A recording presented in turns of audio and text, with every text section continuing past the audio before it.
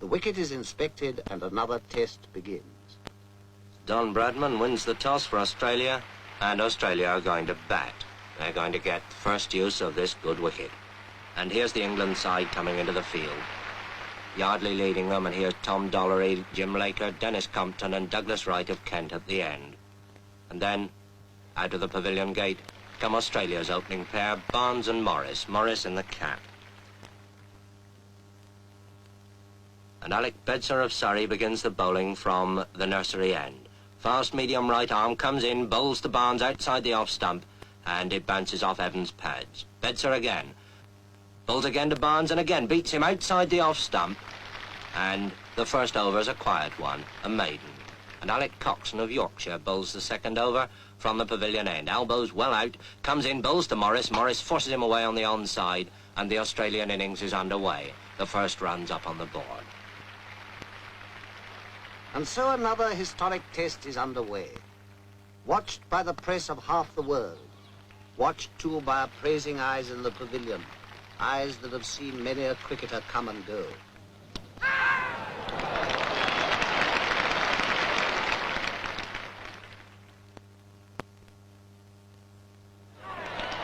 Australia's innings has come to a close. The score stands high and is duly noted. There is time to breathe until England takes the field. Cricket in the hands of the experts, more than a game. It's a craft at least, almost a science. Let's ask an expert, Bert Rhodes of Derbyshire, to bowl us a leg break on this demonstration wicket. Now, there's the spinning finger, the third one, see, cuddled close against the seam. It comes up. Now, this is the perfect leg break. Watch where it pitches. Just outside the line of the leg stump, and it turns enough to beat the off stump. And now, the orthodox, the natural break, spun off that index finger, the off break. And this pitches, watch it, outside the line of the off stump, and it beats the leg stump. Now that's the right arm bowler's orthodox weapon. Let's see how the batsman copes with it. As the ball comes down to him, turning into him, well, all right, he just lets it hit the bat. And that's why short-leg fieldsmen were born. Well, perhaps attack's the best method of defense.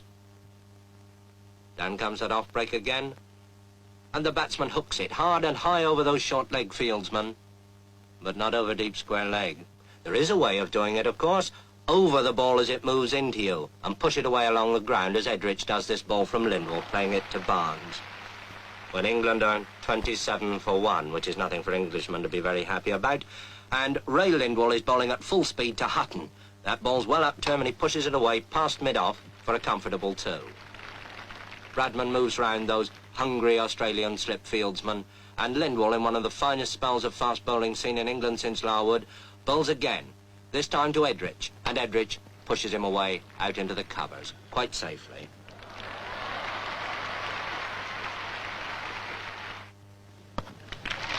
And it takes Doug Wright at number 11 with a wild swing over the bowler's head, sky high up there into the long field, to save England from the follow-on. And Ray Lindwall, with 4 wickets already in the match, bowls again from the pavilion end, and bowls Alec Bedser. And England are all out for 215, 135 behind Australia on the first innings. But now Australia have started their second innings.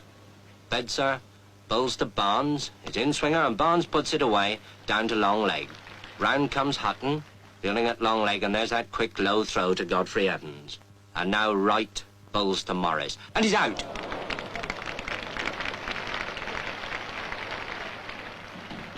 When a wicket falls or a hit is made, those behind the scenes spring into action. What they record will go speeding over land and ocean.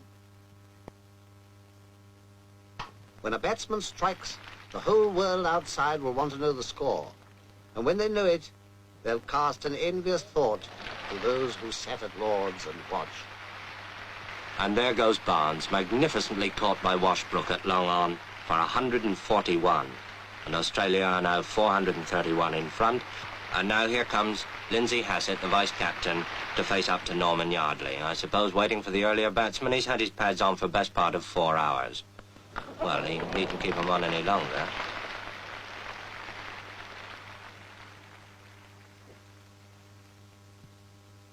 Meanwhile, the Don bats on. Don Bradman, on his last Test tour and playing his last Test innings at Lord's.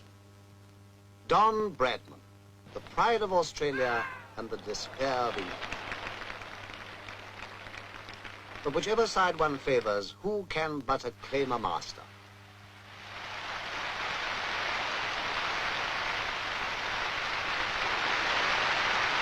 Bradman, whose name now joins the golden pageant,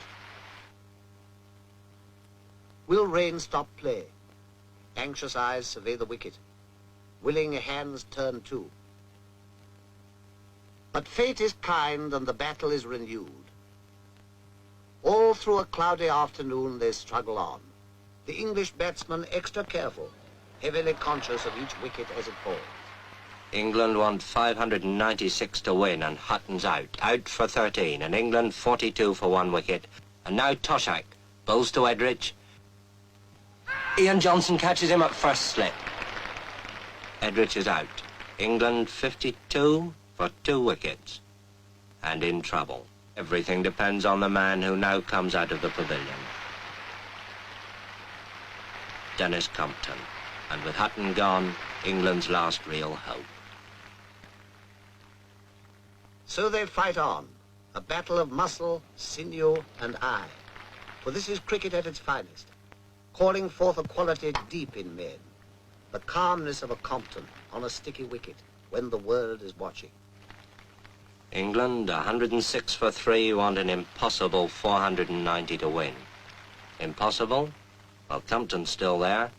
And here's Big Bill Johnson with that bucking, bridling run coming in to bowl to him. And Compton's out. England's last hope of the impossible.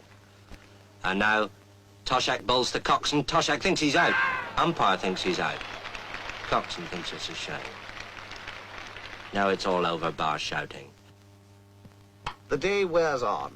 Another game is lost and won. Well, perhaps not quite. Defeat has come to England, and to Australia, victory. Australia takes the Ashes.